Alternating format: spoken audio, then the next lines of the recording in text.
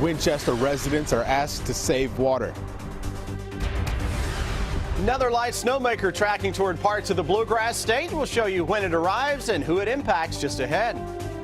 The American Sniper trial enters its final phase. I'm Adriana Diaz at the courthouse in Stephenville, Texas. The story coming up. Tracking, alerting, protecting. This is WKYT News at 4. Good afternoon, I'm Jennifer Palumbo. Dozens of school systems are closed again tomorrow with Arctic air back in the bluegrass. In downtown Lexington, our Skycam on the Herald Leader building shows you Thoroughbred Park, where it's 27 degrees right now. And snow could be making a return.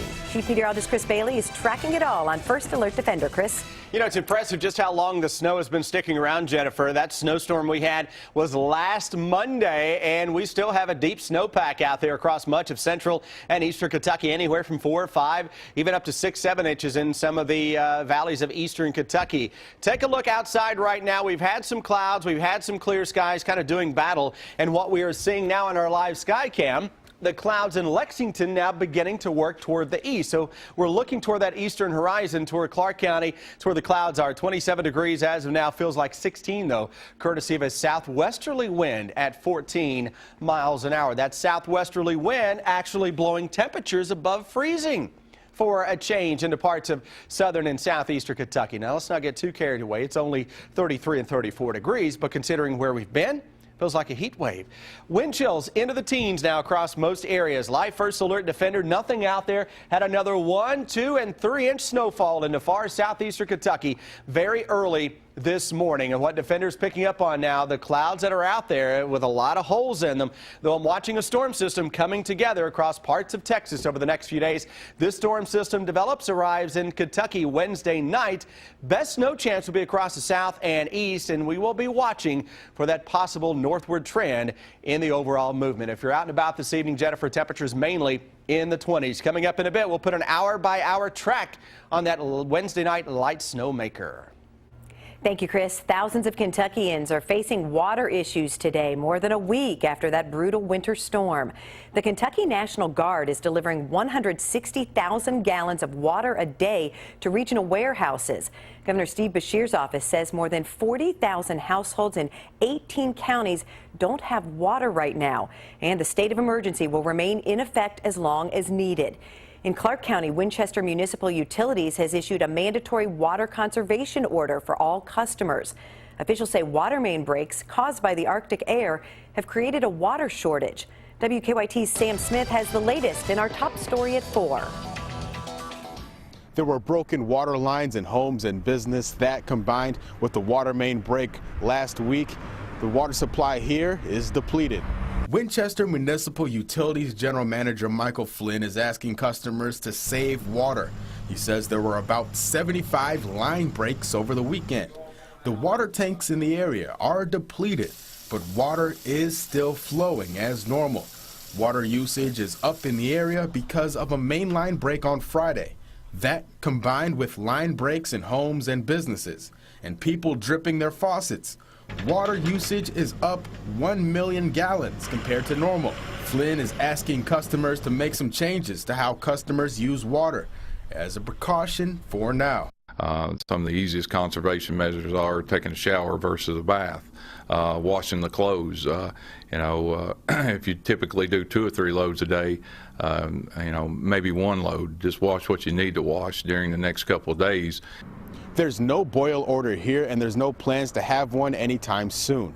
In Winchester, Sam Smith, WKYT. Winchester Municipal serves 11,000 customers. The hardest areas include Harlan, Pike, and Clay counties in southeastern Kentucky. 2,000 people still have no water, including about 760 homes in Knox County. Today, the Christian Appalachian Project hand-delivered water to those people to use for cooking and drinking. Our reporters are working on a number of other stories for WKYT starting at 4:30. Sam Dick joins us from the newsroom with a look at some of the news in progress. Good afternoon, Sam. Good afternoon, Jennifer. A 15-year-old boy was taken into custody today after authorities locked down several schools in Boyle County because of a threat to shoot a busload of children. Danville police say that the teenager, who is a student at Boyle County High School, has been charged with second-degree terroristic threatening. The charge comes from an investigation into threats made earlier by an anonymous male caller who said he was on a bus in front of a Danville elementary school and he threatened to shoot students if a ransom was not paid. We'll have more on the investigation on WKYT News at 5 o'clock. Union College held a memorial this morning for the victim of a triple murder. Sarah Hendricks led the social work department at the college since 2012. Police say that her 16-year-old son Jason killed her, her husband, and their daughter back on February 11th. He died in a shootout with police in Baltimore, Maryland a few days later. Hendricks' students filled a campus chapel for this morning's service. We'll have an update on the investigation from Corbin Police on WKYT News tonight at 6 o'clock. A northern Kentucky man is about to share his amazing adventure with millions of people. Kurt Jordan Belcher is a contestant on the new season of the hit reality show The Amazing Race. And there's a twist. The pageant consultant from Pendleton County had a teammate he had never met. But then I'm thinking to myself, I'm like, okay, traveling around the world with somebody you've never met before. Now, that's crazy. Belcher talks about how he ended up on the show and how his small hometown is reacting to his big news. That's new on WKYT News at 5 o'clock. And that's a look at some of the news in progress. Jennifer, back to you. Thank you, Sam. Now to stories making headlines across the nation at 4. The United States Justice Department officials say George Zimmerman will not face federal civil rights charges. This stems from the 2012 shooting death of Trayvon Martin. Investigators say there was not enough evidence to bring the federal civil rights charges. Those would have required proof the killing was motivated by racial animosity. Zimmerman was acquitted of second-degree murder in July 2013. The jury could begin deliberations today in the trial of a former Marine who's accused of killing Chris Kyle, the man whose autobiography was turned into the blockbuster movie American Sniper. Adriana Diaz has the latest from Stephenville, Texas. A prosecution witness says Chris Kyle was taken by surprise and, quote, absolutely never saw it coming when he was shot at least 6 times by Eddie Ray Routh at a Texas firing range in 2013.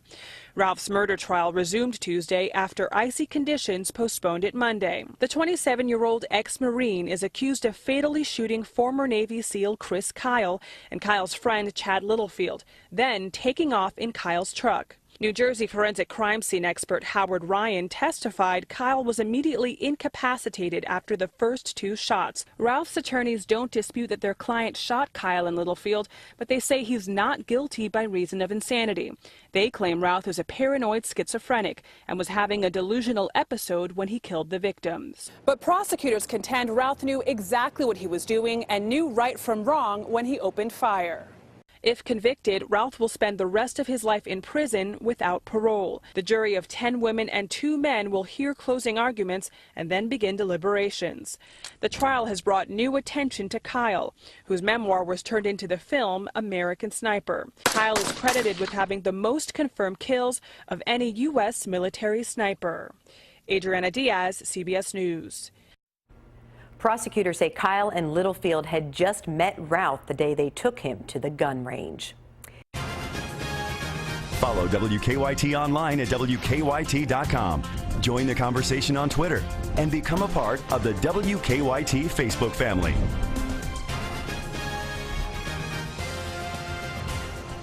A record-setting day on Wall Street after remarks from the Federal Reserve Chair. Janet Yellen said the central bank will be patient about raising interest rates. The Dow rose 95 points to close at 18,211, and the S&P closed at 2,115, both records. The Nasdaq ends the day at 4,968, its 3rd highest close ever. The mobile payment war between Apple Pay and Google Wallet is heating up. Google says AT&T, Verizon Wireless, and T-Mobile will all pre-install its Google Wallet Payments app on all Android phones sold by the carriers this year. Right now, smartphone owners have to download the service and install it themselves. The rival service, Apple Pay, already comes embedded in the latest version of Apple's mobile software. You could be seeing a change at Apple's Genius Bars. According to the website 9 to 5 Mac, help desk appointments will now be based on the urgency of a customer's problem. Right now, Genius Bar appointments are done on a first-come, first-served basis. In addition, customers will receive a series of text messages prior to their Genius Bar appointments. 9 to 5 Max says the changes occur March 9th at Apple stores across the U.S. So far, Apple is not commenting on the report. Yesterday, we told you about a new report that finds 1 in 4 Americans an unexpected expense could prompt a full financial crisis. And some age groups are more at risk than others. Today, Karen Kafa looks at how many households are struggling to balance credit card debt and savings. Despite most signs pointing to an improving U.S. economy, Americans still struggle with reducing credit card debt and boosting emergency savings. That's according to a new report from Bankrate, which found nearly 1/4 of Americans owe more money toward credit card debt than they have in an emergency fund. The age group most likely to have more credit card debt than savings, ages 30 to 49, as they deal with the costs of home ownership and raising children.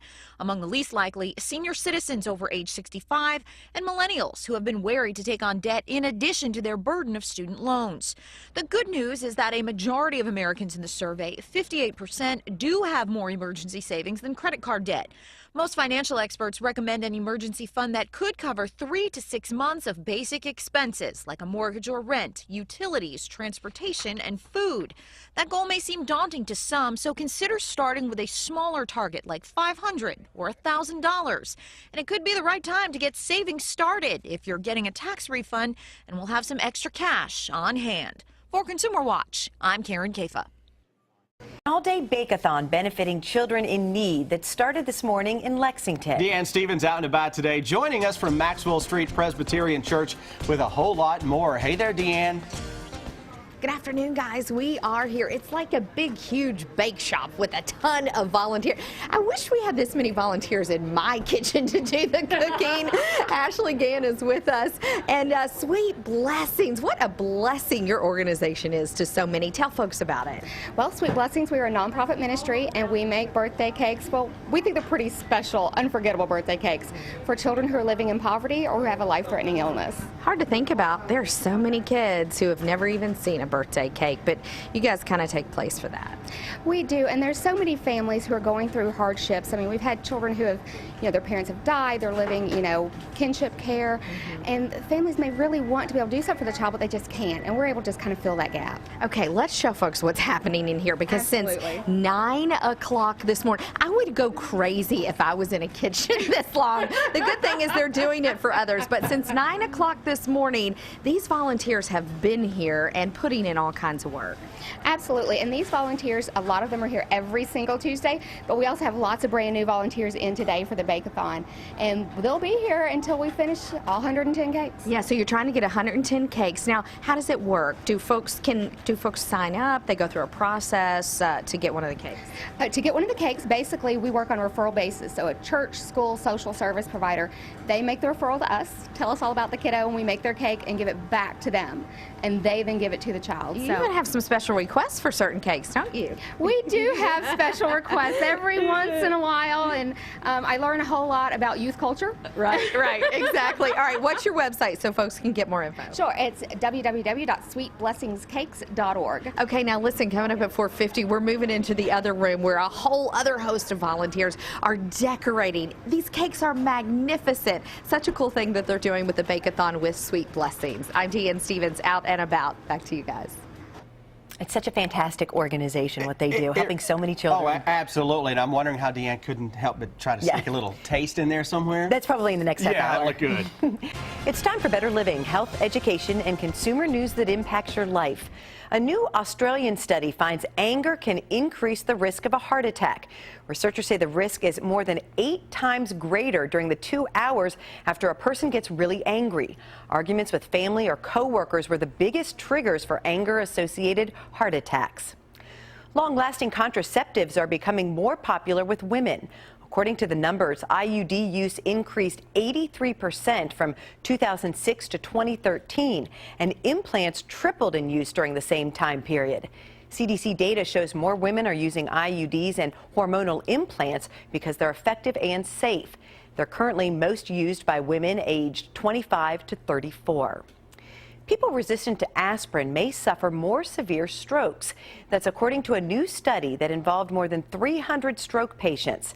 Aspirin helps thin the blood and prevents clotting, which can cause a stroke.